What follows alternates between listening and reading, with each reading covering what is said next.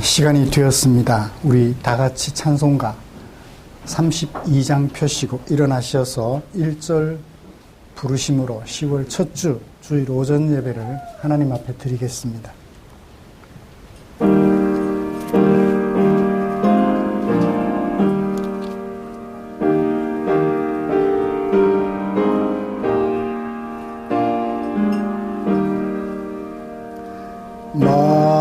만유의 주제 존귀하신 예수 사람이 되신 하나님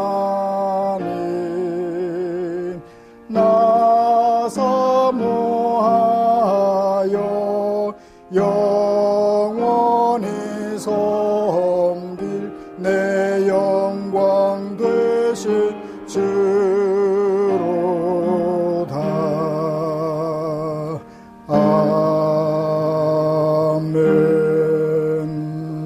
아멘. 오라 우리가 여호와께 노래하며 우리의 구원의 반석을 향하여 즐거이 외치자. 여호와는 크신 하나님이시요 모든 신들보다 크신 왕이시기 때문이로다. 아멘. 전능하사 천지를 만드신 하나님 아버지를 내가 믿사오며 그 외아들 우리 주 예수 그리스도를 믿사오니 이는 성령으로 잉태하사 동정녀 마리아에게 나시고 본디오 빌라도에게 고난을 받으사 십자가에 못 박혀 죽으시고 장사한 지 사흘 만에 죽은 자 가운데서 다시 살아나시며 하늘에 오르사 하나님 우편에 앉아 계시다가 저리로서 산 자와 죽은 자를 심판하러 오시리라. 성령을 믿사오며 거룩한 공회와 성도가 서로 교통하는 것과 죄를 사하여 주시는 것과 몸이 다시 사는 것과 영원히 사는 것을 믿사옵나이다. 아멘. 찬송가 73장 함께 부르시겠습니다.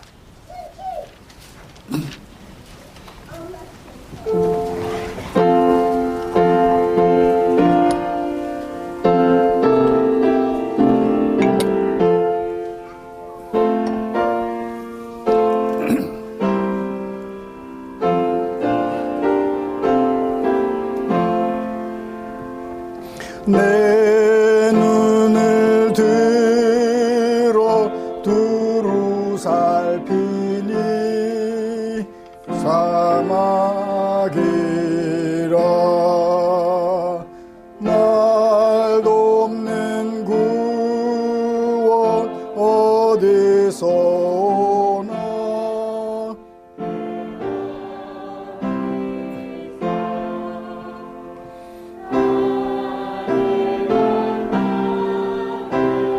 지은 여호와 날 도와주심 확실하도다. 주께서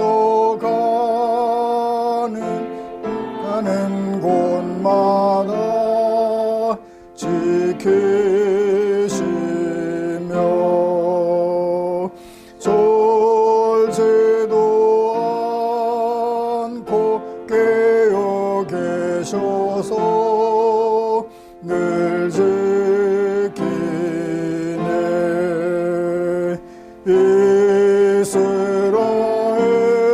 이스라엘을 지키시느니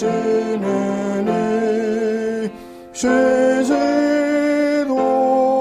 않고 살펴주시네. 여호와 나의 보호자시니 늘 지키며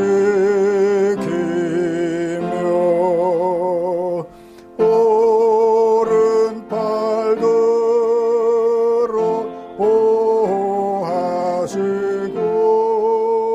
그늘 되네.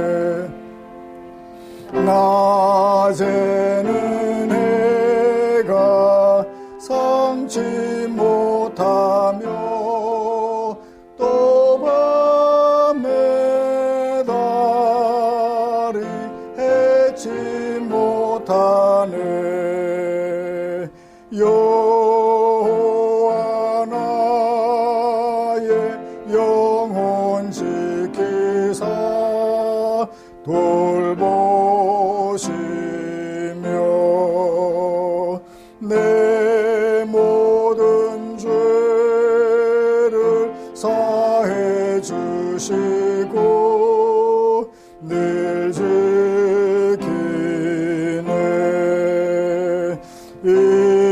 이제로부터 영원 무궁히 주 나의 주를 지켜주시리. 아멘.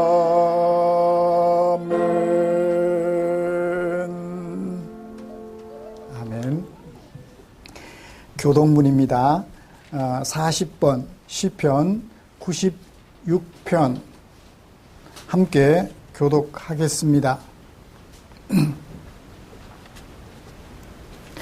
새 노래로 여호와께 노래하라. 온 땅이여 여호와께 노래할지어다.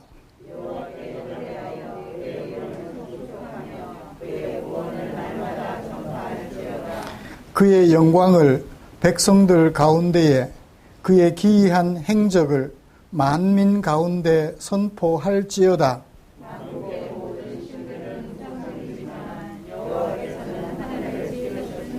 아멘. 존귀와 위엄이 그의 앞에 있으며 아름답고 거룩한 것으로 여호와께 예배할지어다.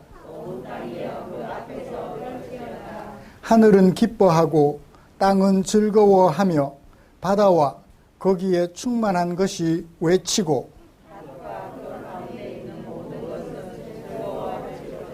그때 숲의 모든 나무들이 여호와 앞에서 즐거이 노래하리니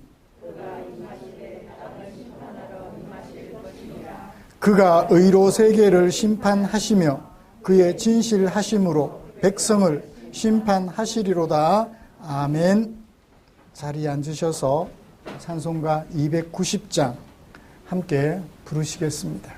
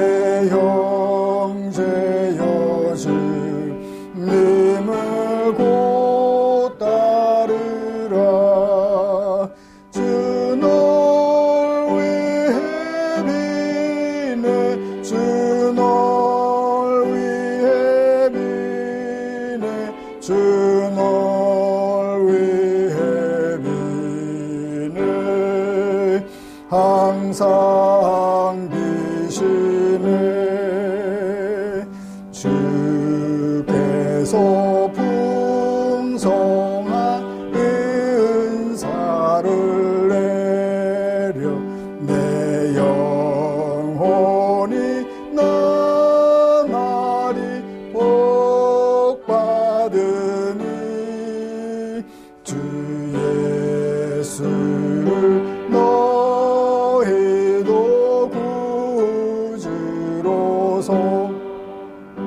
곧 따르면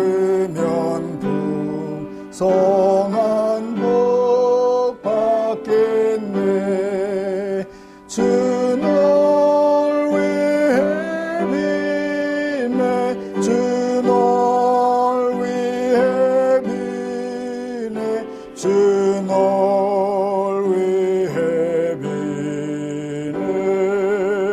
늙은 비시네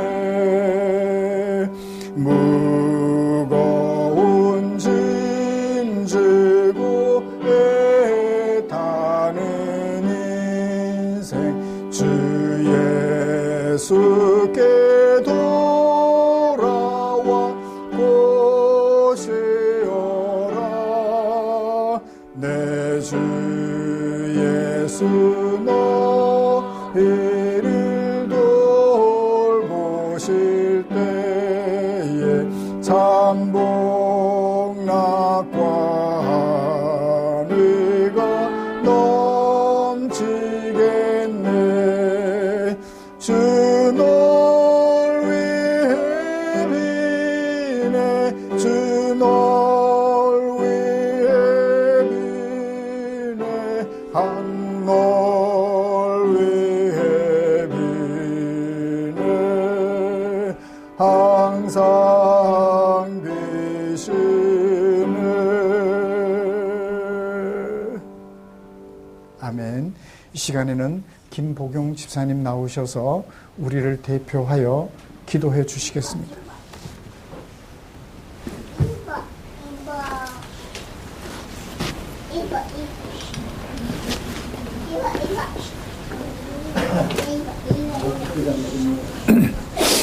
하나님 아버지 감사합니다.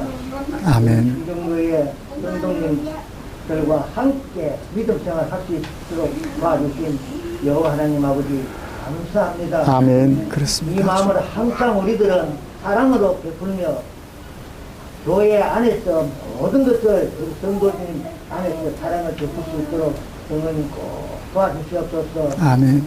우리는 입으로만 아버지 찾고 하지만은 마음속에 이루어지지 않는 것을 버리고 진정으로 하나님 아버지 찾을 수 있는 마음을 갖고 생활할 수 있도록 우리 성도님께 꼭 도와주시옵소서. 아멘. 이 험악한 세상에 살면서 온갖 더러운 죄를 가지고 살면서도 내만 깨끗하게 싶어도 하나님 보시기에는 아닌 줄 압니다. 주님. 진정으로 교회에 와서 하나님을 찾고 의지하고 순종하면서 매달리고 울며 기도하는 것이 하나님에서 참다운 전도라고 볼 수가 있겠습니다. 아버지 하나님, 이 모든 세상에서는 아무도 구원시키는 사람이 없습니다. 예수님 한 분만 하늘나라에 갈 수 있는 구원의 역사가 이루어질 줄 믿사옵나이다. 주님. 어렵고 힘들지만은 항상 세상을 달려가는 것이 아니라 영적으로 우리가 영의 양식을 구할 수 있는 그러한 성도가 되도록 도와주시옵소서. 아멘. 하나님 아버지, 너무나 세상은 박하고 잠시라도 마음 가질 수 없는 세상입니다. 좀이라도 늦으면 뒤에서 가물 소리가 나고 벨 소리가 나는 소리에 참말로 세상이 너무 핍박하게 돌아갑니다. 이럴 때마다 세상의 아버지가 가까워 왔다 하는 것을 알고 있나이다. 또 세계적으로 보면 지진과 큰 환란과 모든 것이 다치고 죽고 살고 하는 것은 하나님 보시기에는 참 어쩔 수 없지만은 우리가 사는 동안에는 그걸 다 보고 살아야 될 텐데 우리 마음에 항상 여호와를 의지하는 마음 심어주시고 인도해 주시기를 바랍니다. 아멘. 또 우리 성도님들 입으로는 사랑하지만은 진정으로 하나님 사랑을 받고 사랑을 해야만은 그 사랑이 듣는 사람이나 전한 사람이나 한마음 한뜻으로 이루어집니다. 성령님 도와주시옵소서. 주여. 우리 또 성도님 아픈 형도 있습니다. 박혜인 집사님도 지금 약을 먹고 이제 병원에 다니는데 하루속히 아버지 환기되어서 주여. 우리 성도들과 함께 믿음 생활 잘할 수 있도록 좀 도와주시옵소서. 주여. 하나님 아버지, 또 우리 윤권사님도 병원에 지금 다니고 있는 줄 압니다. 한치가 돼서 우리 성도님과 함께 믿음 생활 즐거우면서 생활할 수 있고 한 사람도 나고자 될 수 없도록 형님 꼭 도와주시옵소서. 아멘. 그게 우리가 아버지 앞에 매달리고 기도하는 것이 기본입니다. 아버지. 또 청년들을 이제 좀 보내주시기를 아버지 바랍니다. 이 교회에서 우리 이래 어린 아이들을 그렇게 잘하는 것을 볼 때에 인정으로 참 하나님 함께 하신다 하는 것을 깨닫고 있나이까. 식구는 많지 않지만은 우리 성도님 사랑 안에서 모든 것을 볼 때에 저도 마음이 참말로 기쁩니다. 서로 위로하면서 서로 돕고 서로 일해주는 그 마음적으로 볼 때는 우리 성도님이 진정으로 그 말씀이 바로 배경에 있다 하는 것을 깨닫고 있나이다. 진정으로 감사합니다. 항상 우리 목사님 말씀에 더도 말고 빼지도 말고 이 말씀은 참 귀한 말씀인 것을 깨닫습니까?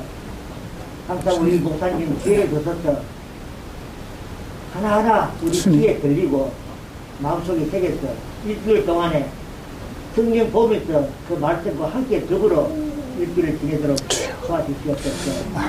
우리 목사님께서 건강 주시옵소서. 건강 주시고 또 목사님 또 가정에도 우리 사모님과 모든 것을 건강 주시고 우리 교회에서 완전하게 희망으로 주님 바라보고 살아갈 수 있도록 도와주시옵소서. 이 시대로 또 주님의 시간을 항상 도와주시는 있었고 예수 그리스도 이름으로 기도드립니다. 아멘.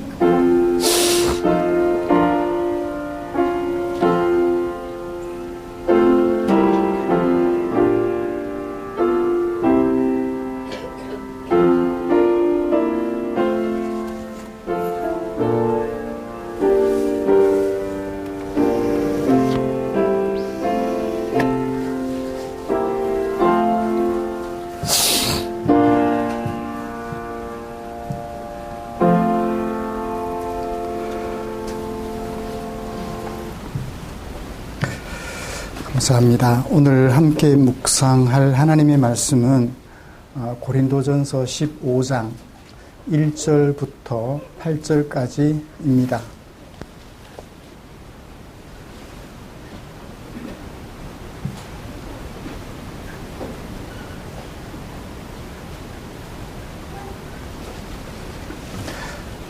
고린도전서 15장 1절부터 8절까지 찾으신 줄 알고 한 절씩 교독하겠습니다. 형제들아, 내가 너희에게 전한 복음을 너희에게 알게 하노니 이는 너희가 받은 것이요 또 그 가운데 선 것이라.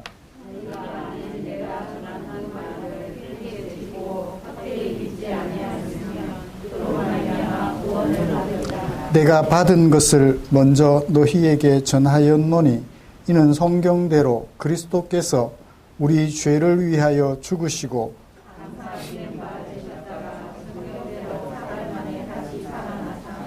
게바에게 보이시고 후에 12 제자에게와 그 후에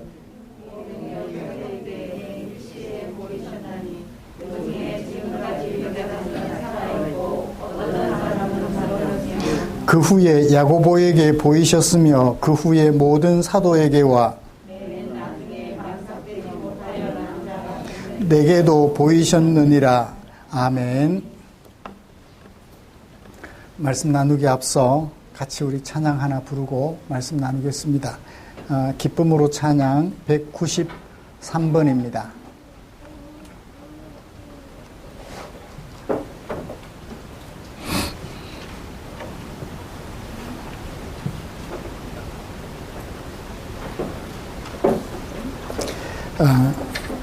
그냥 되돌이표로 1절부터 5절까지 하고 후렴 부분은 마지막에 한 번만 하겠습니다.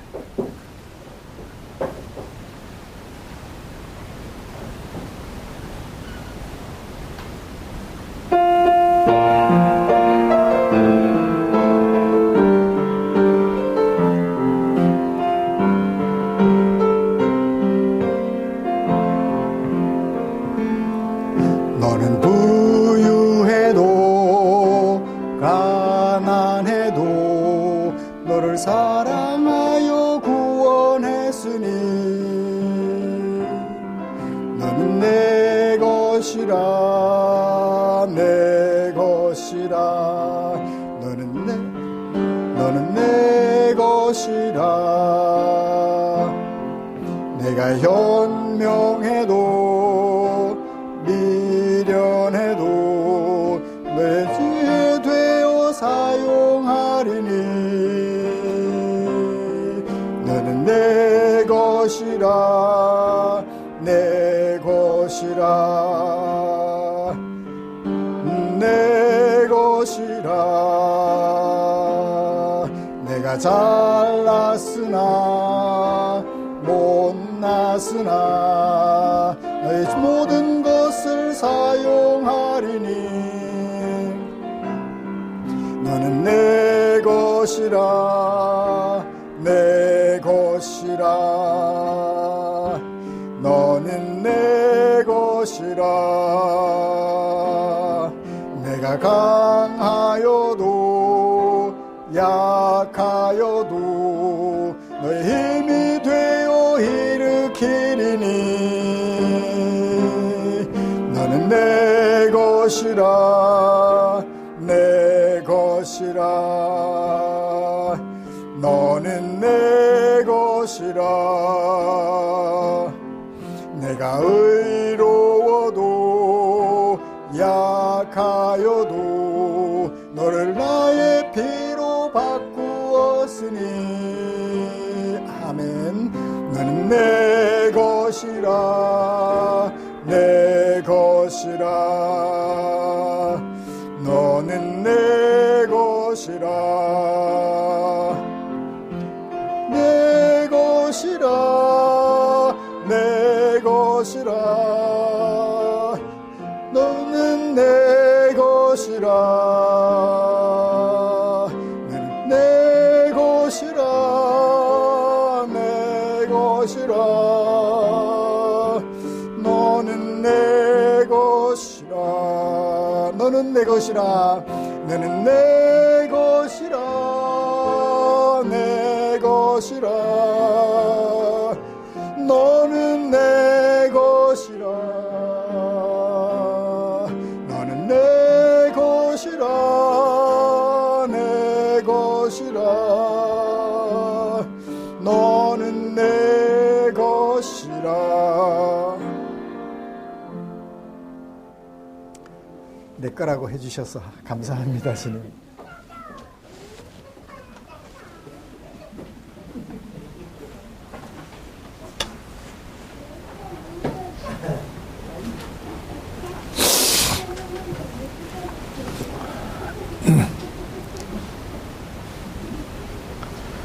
한 주간 동안 잘 지내셨나요?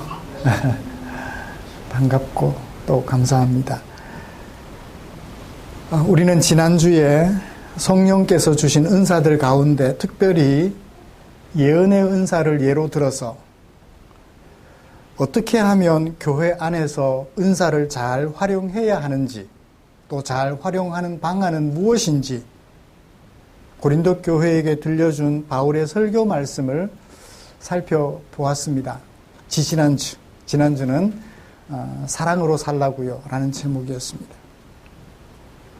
바울은 앞에서 예언하던 사람들은 남녀 불문하고 곁에서 분별하던 다른 사람들에게 계시로 주어진 말씀이 있다면 그 말씀 앞에서 잠잠해야 한다는 사실을 말씀해 주었습니다.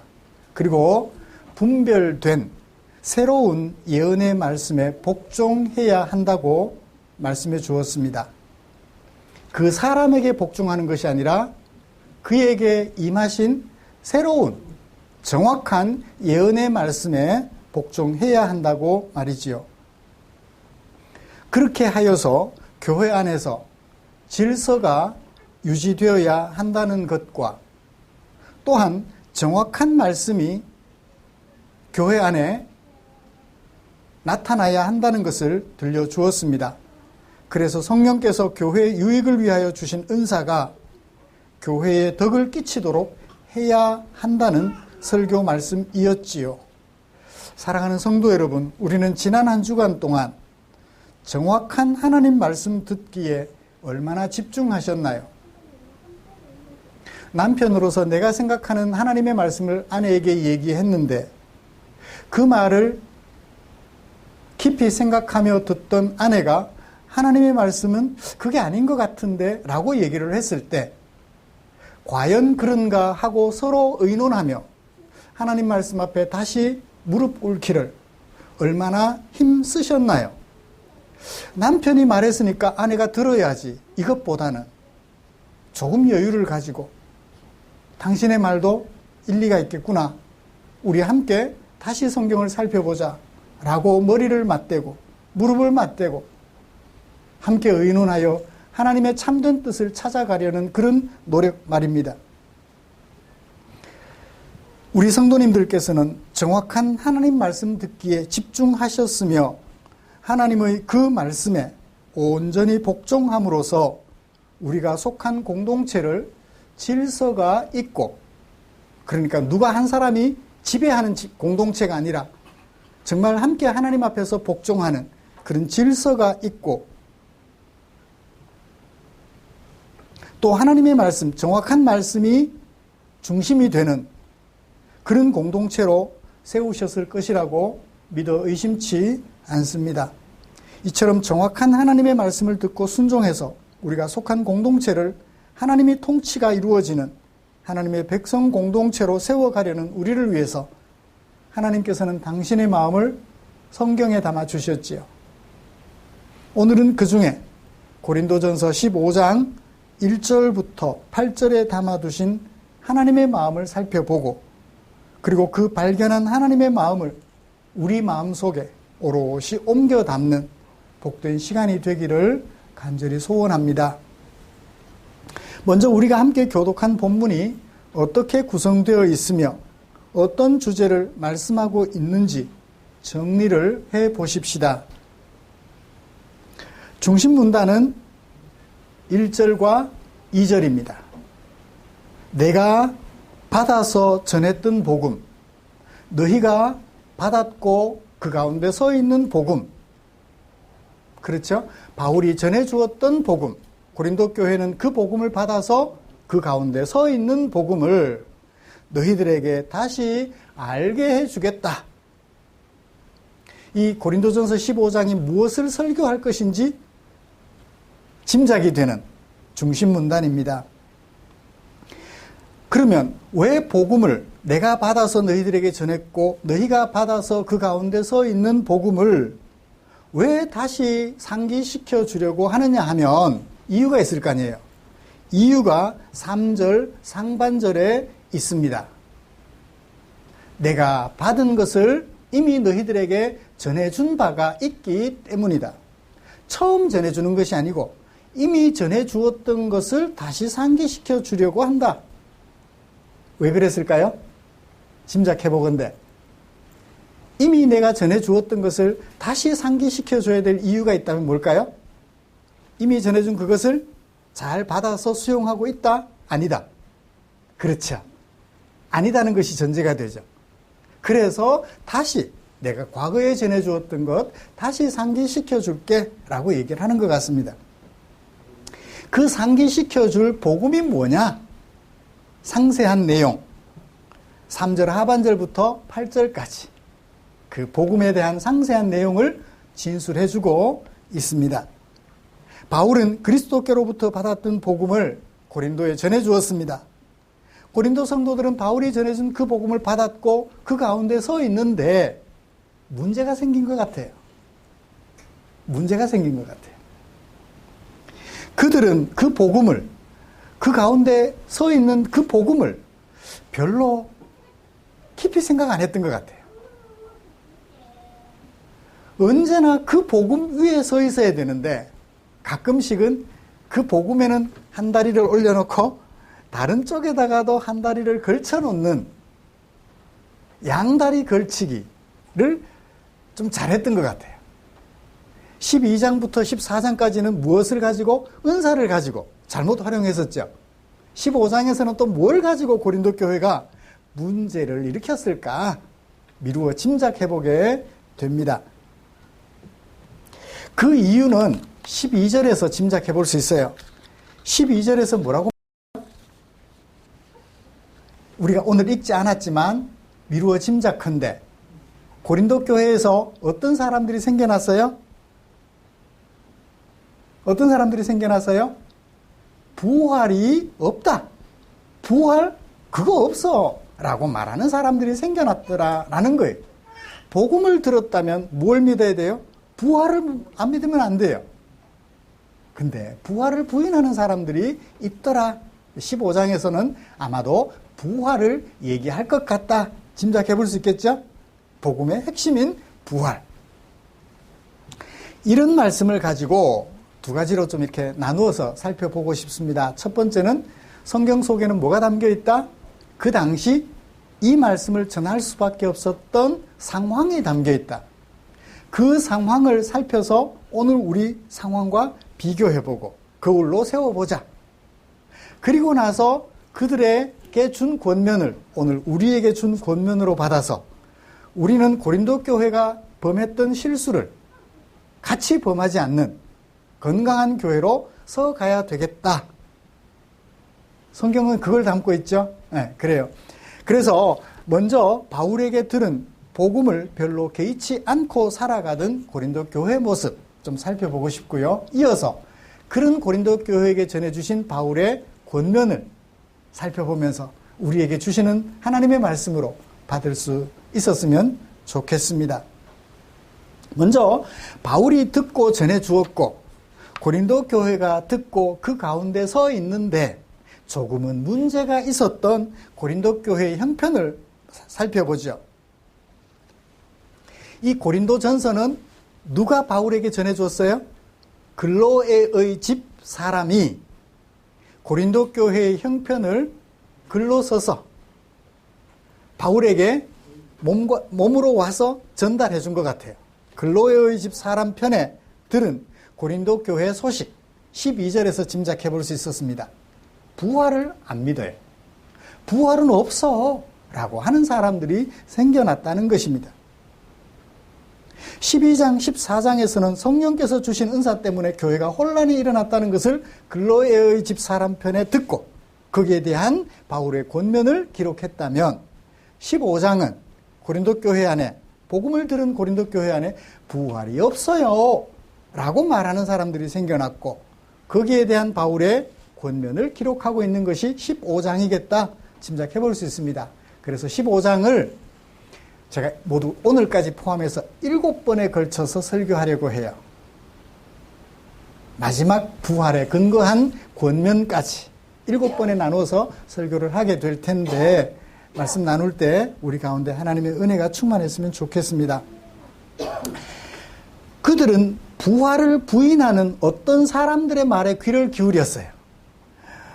바울이 전해준 복음 위에 서서 복음에만 귀를 기울여야 되는데 교회에 가만히 들어와서 부활은 없어라고 말하는 사람들의 말에 귀가 솔깃해져서 그런가 보다라고 생각하게 되었던 거예요. 사람들의 귀가 아무리 얇다 해도 논리적인 근거가 없으면 쉽게 열리나요? 쉽게 안 열리나요? 쉽게 안 열리죠. 바보가 아닌 이상. 논리적 근거가 있었을 것 같아요. 이 고린도전서는 복음서가 기록된 후에 기록된 서신서예요. 복음서에 혹시 부활이 없다고 말한 사람들이 있었나요? 마태, 마가, 누가, 요한복음을 읽으셨다면 그런 사람들이 있었지라고 생각할 수 있을 거예요. 어떤 예죠?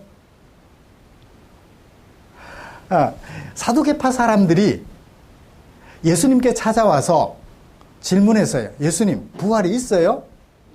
부활이 있다면 제가 얘기를 하나 해드릴 테니까 말씀해 보세요. 질문을 했어요.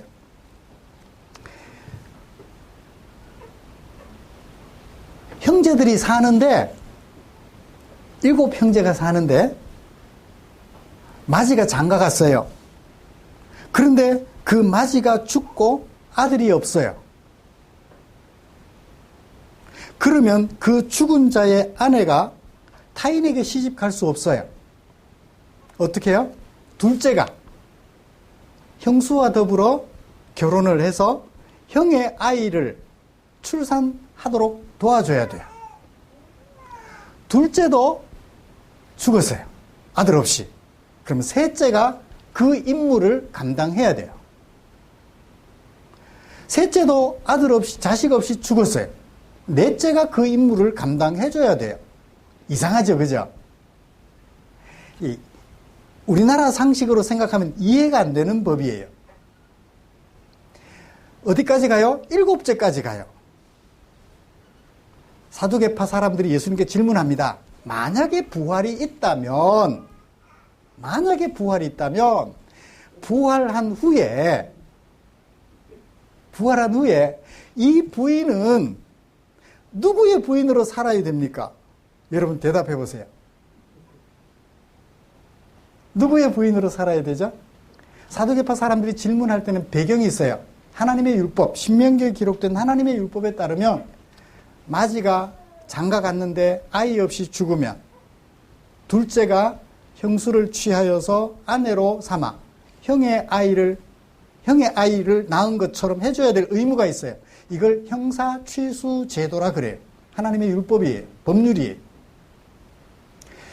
인간적으로 생각해보면 이상한 법이지만, 혐오스러운 법이지만 그 목적이 뭐냐 하면 남성 중심의 가부장적 사회 속에서 그 남편의 이름을 물려가게 하기 위한, 성을 물려가게 하기 위한 방편으로 주어졌던 거예요.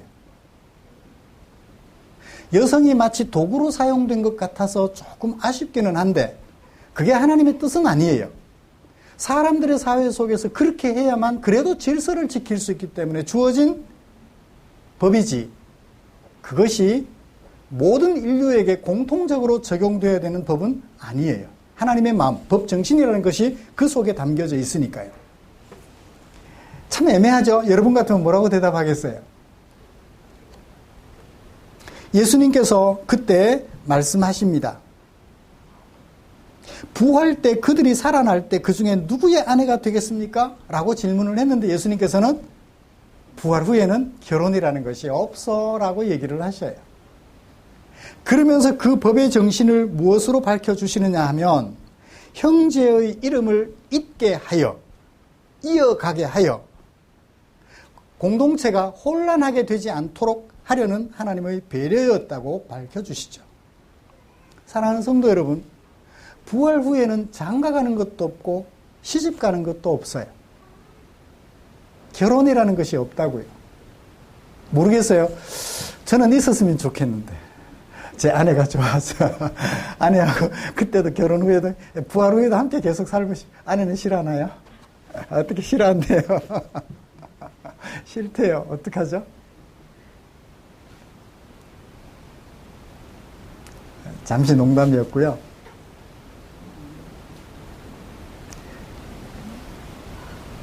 그래요. 현실적으로 주어진 이 문제 때문에 복음이 말하는 뭘 부정해요? 부활을 부정하는 거예요. 오늘 우리 교회는 어떨까요? 복음의 중요성을 잊어버리고 현실 상황에서 생각할 수 있는 문제들 때문에 복음의 일부를 왜곡시키고 있는 고린도 교회의 현실이. 그럴 때 사람들이 그렇겠네? 미래를 모르니까. 그렇겠네? 그럴 수도 있겠네? 맞아. 부활은 없는 거야. 왜? 현실이 그런 사람들이 많거든요. 그렇잖아요. 첫 번째 아내 결혼해서 이혼했어요. 두 번째도 이혼했어요. 세 번째도 이혼했어요. 나중에 누구의 아내가 되죠? 굳이 형사 취수죄까지 안 가더라도 현실적으로도 그렇게 이혼하고 재혼하고 사모하는 경우들이 있으니까. 결혼은 하지도 못하고 아기만 낳아주는 그런 경우도 있으니까. 이거 어떡하죠? 바울은 고린도 교회가 이렇게 된 것에 대하여 그 원인을 어디서 찾았을까요? 15장 1절. 뭘 알려주겠다? 복음을 알게 해주겠다. 어떤 복음? 내가 받아서 너희에게 전했고 너희도 받아서 이미 서 있는 그 복음을 다시 알게 해주겠다. 무엇 때문에 그렇게 되었다? 복음을 몰라서, 복음을 제대로 이해하지 못해서 그렇게 되었다라고 판단한 것 같아요. 그래서 어떻게 하겠다? 복음을 리마인드 시켜주겠다. 여기 알게 해주겠다는 말은 모르던 것을 처음으로 알려주겠다는 뜻이 아니에요. 이미 알려주었던 것의 의미를 정확하게 드러내고 다시 되새김질하도록 해주겠다라고 얘기를 하는 거죠. 그걸 리마인드 시킨다. 우리 한글로는 상기시켜준다. 그죠? 상기시켜준다. 가르쳐주겠다가 아니라 상기시켜주겠다. 이미 내가 너희들에게 전해줬는데 너희들이 그걸 잘 기억하지 못하고 활용하지 못하니까 다시금 생각하도록 도와줄게 라고 얘기를 하는 거죠.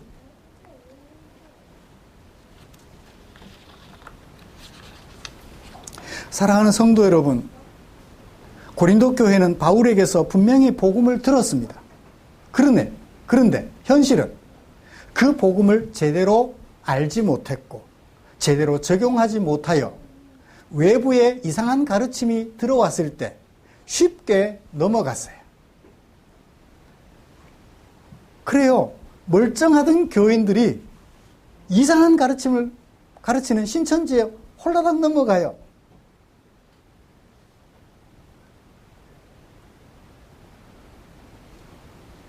우리 찬송가 한때 참 많이 불렀던 찬송가 있어요. 불로 충만하게 하소서. 성령이 불이래요. 성경을 가지고. 성령은 한 분이시잖아요. 성령께서 거기 모인 사람들에게 모두에게 임했다는 것을 표현하기 위해서 뭐를 가지고 왔어요? 불의 혀같이 갈라지는 것을 가지고 왔어요. 불의 혀는 밑에 기초는 하나예요. 그죠? 불의 혀를 뒤집어 놓으면 성령 하나님이 혀처럼 성령님께서 각 사람들에게 임하셨다는 것을 표현하기 위해서 불의 혀라는 것을 도구로 사용했어요. 그런데 그걸 어떻게 이해해요? 성령은 불이다라고 단정해버린 거예요. 바보도 그런 바보가 없어요. 그런데 그런 바보의 소리를 진실로 듣는 성도들은 또 뭐예요? 또 바본 거예요. 지지난주에 우리 들었잖아요. 앞서 예언하던 사람이 분별하던 뒷사람의 예언에 귀를 기울여야 되고 만약에 정확한 예언이 주어지면 멈추고 뒤에 제대로 주어진 예언의 말씀에 복종해야 된다고 들었잖아요. 그렇게 얘기를 해주면 들어야 되잖아요. 안 들어요. 그러니까 성령은 불이다라고 말하면 안 된다라고. 그래서 불로 충만하게 하소서 제 입에서 그 찬송가는 빼버렸어요. 근데 여전히 그 찬송을 부르는 사람들이 허다하다고요. 얘기를 해줘도 안 들어요.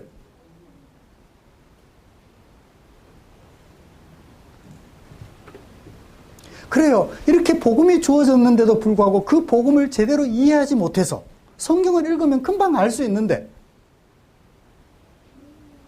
잘못된 것에 귀를 기울이게 되고 홀라당 넘어가요. 인터콥 넘어가요 그냥.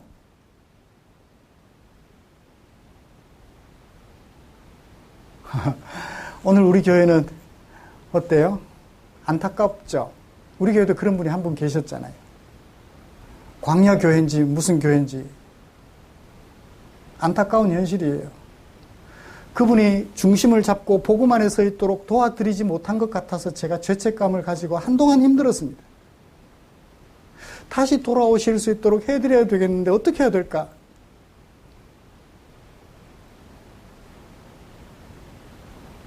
복음을 왜곡시키는 어떤 자들의 말에 귀를 기울이는 우리 교회가 아니라서 참 다행이라 생각하고요.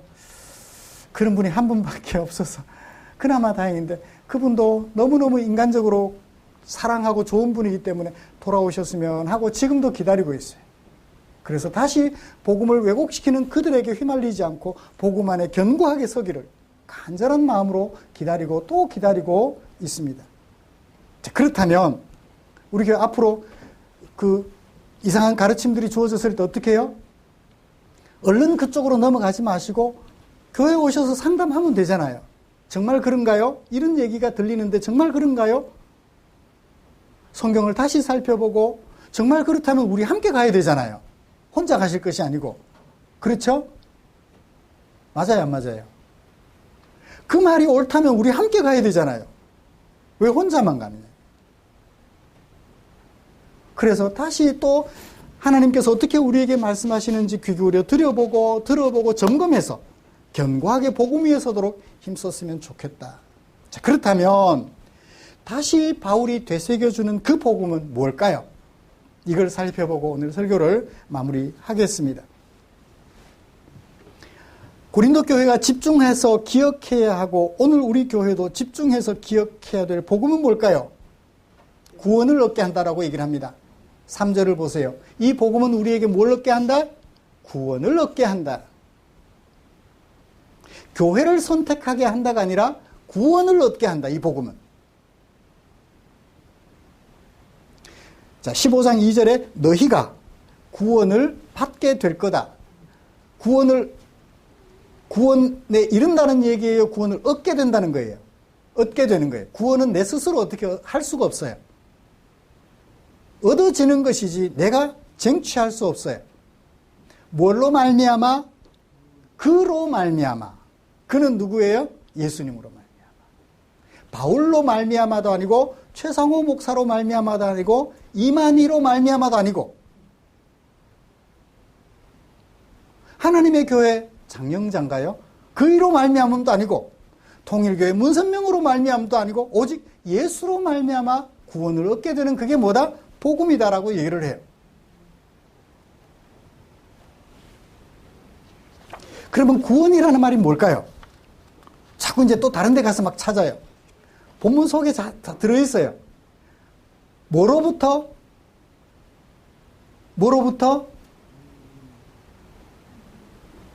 3절을 보세요. 뭐로부터? 죄를 위하여. 죄로부터 우리를 구원해내시는 거예요.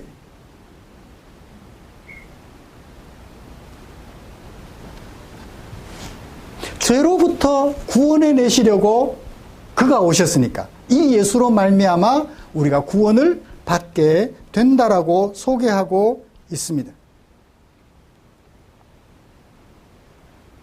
구원에 대한 정의는 3절에 우리 죄를 위하여 죽으시고 라는 이 죄를 위하여 라는 부사구 하나에서 짐작해 볼 수 있다고요.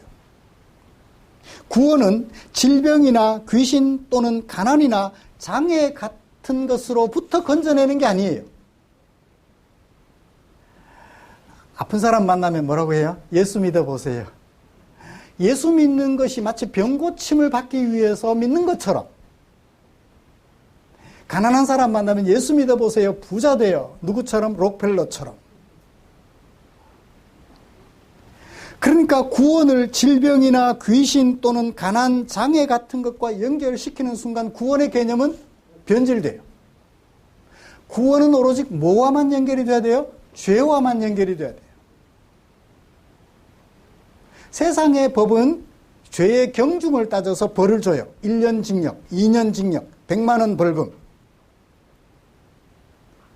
99만 원, 검사가 99만 원 대접받으면 벌을 안 받아요. 99만 9,999원 받아도 벌을 안 받아요. 뭐 받으면? 얼마 받으면? 얼마 대접받으면? 이런 보태가지고 100만 원 대접받으면 벌을 받아요. 세상의 법은 그래요. 죄가 가벼운 죄가 있고 무거운 죄가 있어요. 근데 하나님 앞에서는 가볍고 무거운 죄가 없어요. 하나님의 말씀을 거역하고 하나님의 마음을 거역하는 그 모든 것들은 죄라고 얘기를 하고 그 죄는 우리에게 무엇을 가져다 준다? 하나님과 교제 단절. 뭐라고요? 사망이라고요. 하나님과 교제 단절에 되었던 죄의 벌로부터 해방시켜 하나님과 교제를 회복시키는 것, 이것이 복음이다, 구원이다 라고 얘기를 하고 그 구원을 가능하게 하는 것이 뭐다? 복음이다 라고 소개하고 있어요. 자, 그 복음은 뭘까요? 복음은 3절에 보세요. 내가 전해주었다. 복음은 내가 전해준 거다. 무엇을? 받은 것을. 바울 스스로 만들지 않았어요, 복음을. 받은 거예요. 언제 어디서 받았죠? 사도행전 9장에서 잘 소개해주고 있죠. 예수 믿는 사람들을 잡아서 핍박하려고 다메섹이라는 곳으로 가던 도중에 부활하신 예수님이 만나주셔서 사울아 사울아 나는 네가 핍박하던 예수다 그 순간 바울이 그 자리에 무릎 꿇고 엎드려 예수를 영접하게 되고 부활 예수의 증인으로서 역할을 하게 되지요. 그래요. 바울이 받아서 가지게 된, 알게 된 그 복음을 고린도 교회에 전했고, 고린도 교회는 그것을 복음으로 받았어요. 그 복음의 핵심적 내용, 이는 3절, 이것은 뭐죠? 그리스도께서 성경대로 우리 죄를 위하여 죽으셨다. 첫 번째. 두 번째, 장사 지낸 바 되셨다. 죽었으면 어떻게 돼야 돼요? 장사 지내져야 돼요. 장사 안 지내지면 죽은 게 아니에요. 장사 지낸 바 되었다. 그리고 어떻게 하셨다? 4절에 다시 살아나시게 되었다. 수동태예요. 예수님은 능력이 있잖아요. 하나님이시잖아요. 죽었다가도 살아나실 수 있어요? 내가 죽었어요. 사람들이 죽이니까 죽었어요. 아침에 뿅 하고 일어났어요. 내 능력으로. 이게 부활이 아니에요? 그건 부활 아니에요. 죽은 자가 스스로 살아나는 것은 부활이 아니에요. 하나님이 죽으신 예수를 다시 살려주신 거예요. 그래서 수동태예요. 예수님이 다시 살아나시게 되었어요. 누구에 의해서? 하나님에 의해서. 이게 복음이에요. 예수님이 사람으로 오셔서 사람들의 손에 죄 없이 죽음당하시고, 죽음당하신 예수님을 누가? 하나님이 다시 살려주셨다. 이게 복음이라는 거예요. 그런데 그게 복음인데 증거되지 않은 복음은 소용이 있어요, 없어요? 증명되지 않는 복음은 소용이 있어요, 없어요? 증명되지 않는 것은 소용이 없어요. 그래서 바울은 어떻게 말씀합니까? 5절을 보세요. 5절부터 몇 절까지? 마지막 8절까지 반복되는 동사가 있어요. 뭐죠? 보이다, 보이게 되었다, 보였다, 보여졌다. 수동태 동사입니다. 보이게 되었다, 보여졌다 라는 얘기가 있어요. 보는 게 뭐예요? 시각이잖아요. 인간에게는 뭐가 있어요? 오감이 있습니다. 시각, 촉각, 그 다음에 후각, 청각, 그 다음에 미각. 이것들은 그것이 사실인지 아닌지를 확인해주고 증명하는 중요한 도구예요. 맛없는데 맛있다 그래요. 아이가 엄마가 맛있다 그러니까 입에 대봤는데 맛이 없어요. 어떻게 해요? 뱉어버리잖아요. 증명되지 않은 거짓말. 증명하기 위해서 뭘 해요? 미각을 이용하잖아요. 인간에게 주어진 오감은 사실을 증명하는데 굉장히 중요한 역할을 해요. 바울은 복음이 사실이라는 것을 확인하기 위해서 뭘 동원했나요? 보여졌다라는 이 인간의 오감 중에 시각을 적극적으로 활용해 주었습니다.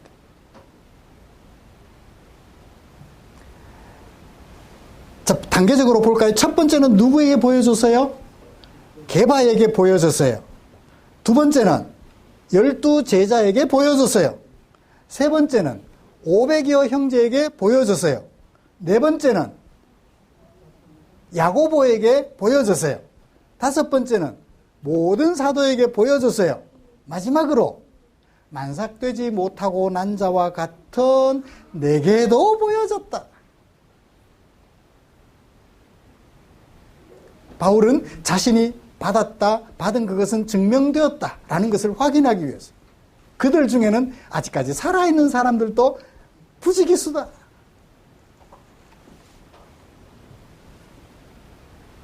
이런 복음이 가져다 준 결과가 뭐예요?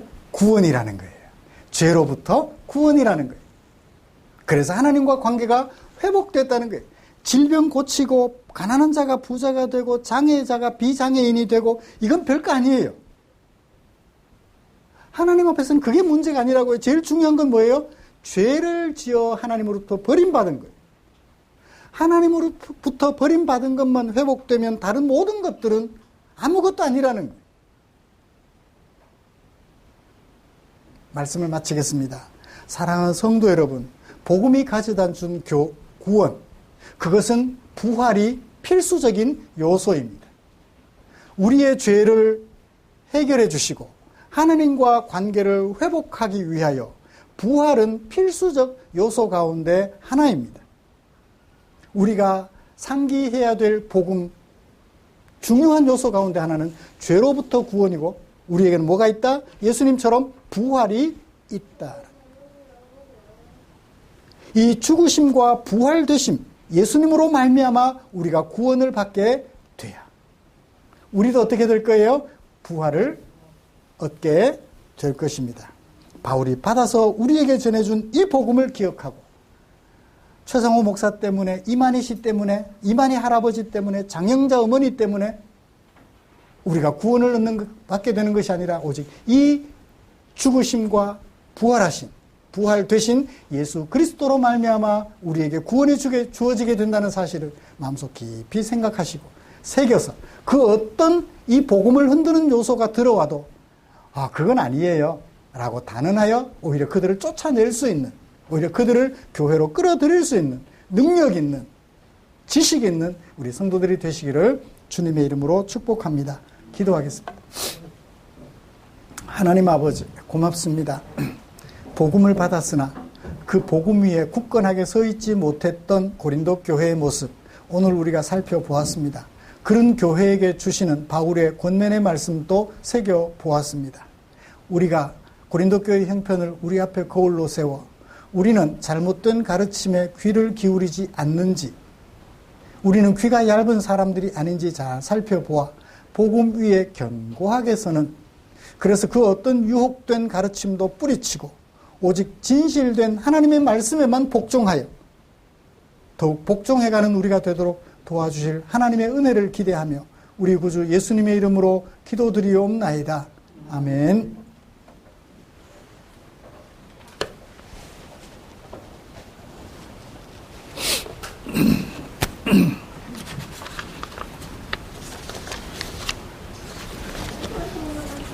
찬송가 634장 부르시면서 준비한 헌금 드리겠습니다.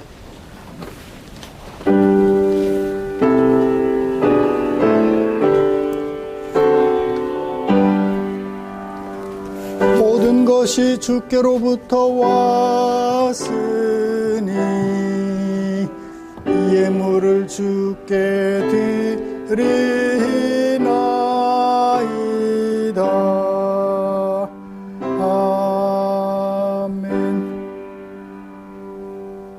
드린 헌금 위해서 기도하겠습니다. 하나님 아버지, 죄로 인하여 갈 길을 알지 못하고 갈팡질팡 닥치는 대로 너를 위하기보다는 나를 위하여 너를 이용하며 살아가던 우리를 주께서 불러주시고 우리는 하나님에 의하여 창조된 피조물이며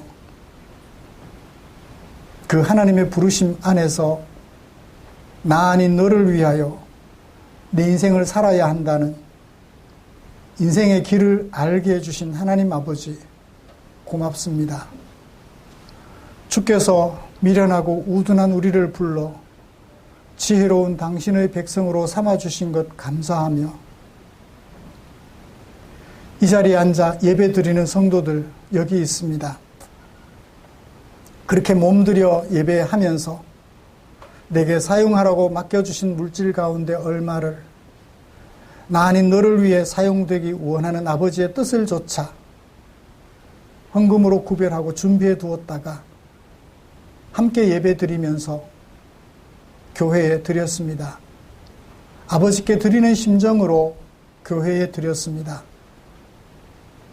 주여, 드린 사랑하는 주의 백성들의 손길을 기억하시고 복내려 주시옵소서.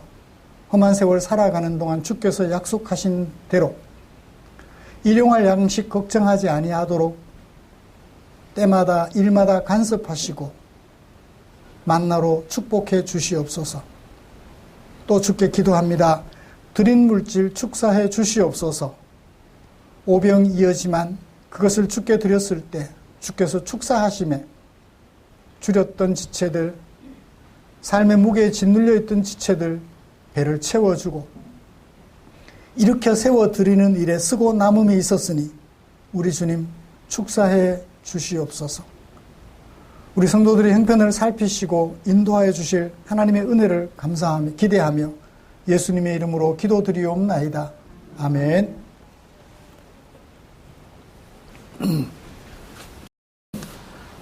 교회 소식 알려드리겠습니다. 다음 주 기도 박태윤 집사님입니다. 우리의 삶과 인격을 아름답게 하는 것 말씀밖에 없습니다.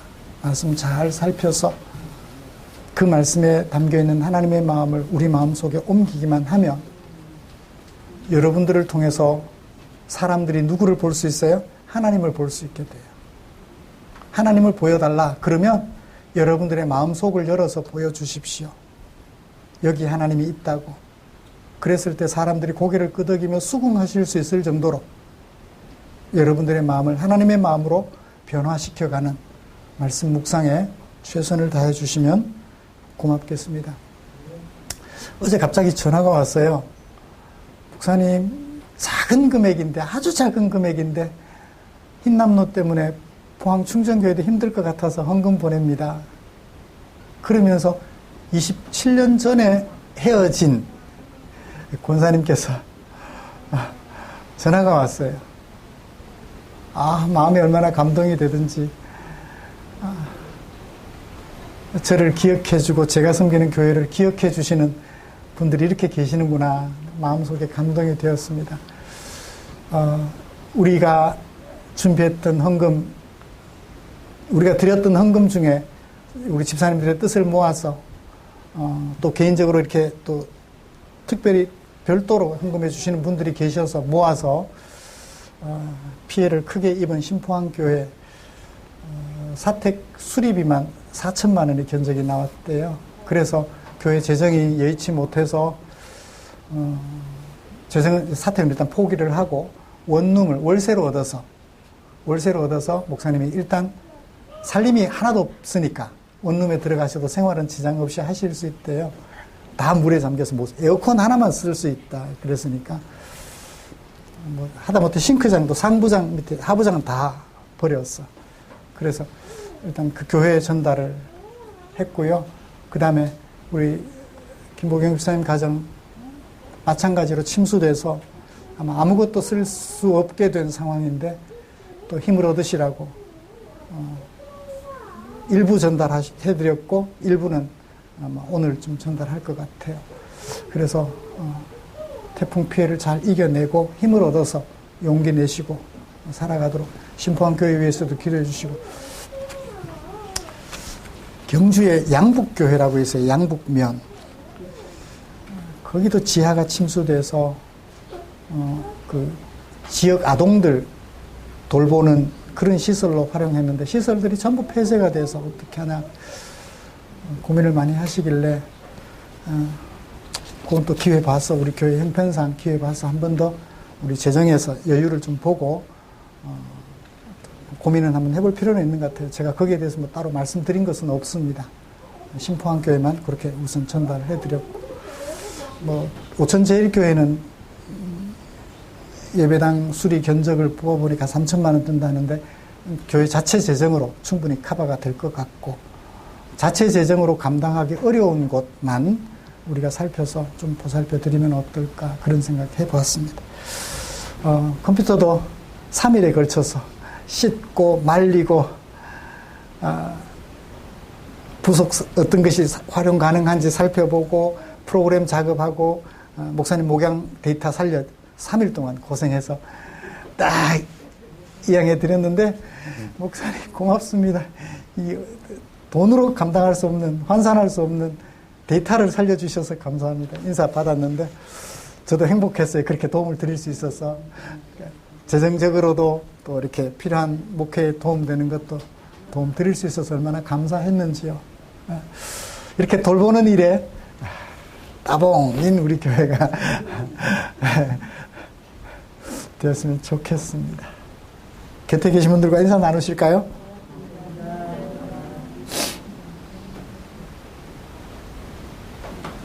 사랑이 그래서 좋은 것 같아요. 사랑. 먹었어요. 3일 동안. 다른 열일 제껴놓고.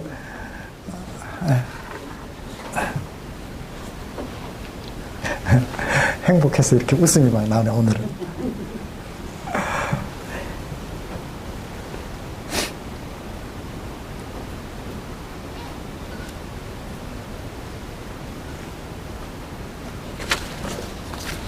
찬송가 57장 펴시고 일어나셔서 찬송 부르고 축도함으로 예배 마치겠습니다.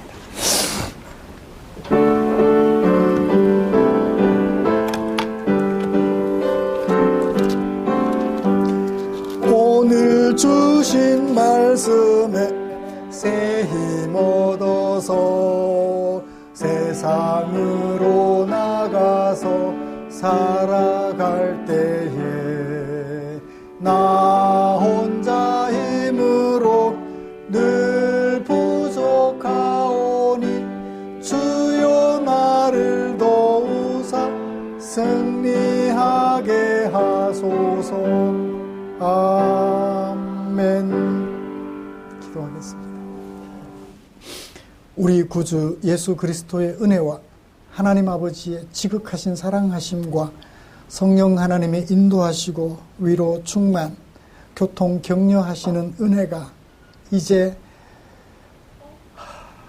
바울이 우리에게 소개해 준 그 복음 위에 견고하게 서서 그 어떤 왜곡된 가르침 앞에서도 흔들리지 아니하고 무너지지 아니하며 우리를 예수 그리스도로 말미암아 죄에서 건져주시고 예수님이 부활하신 그 부활의 영광에 이르게 하실 것을 믿으며 교회를 나서는 모든 성도들 위해 지금부터 영원토록 함께 계시기를 축원하옵나이다. 아멘.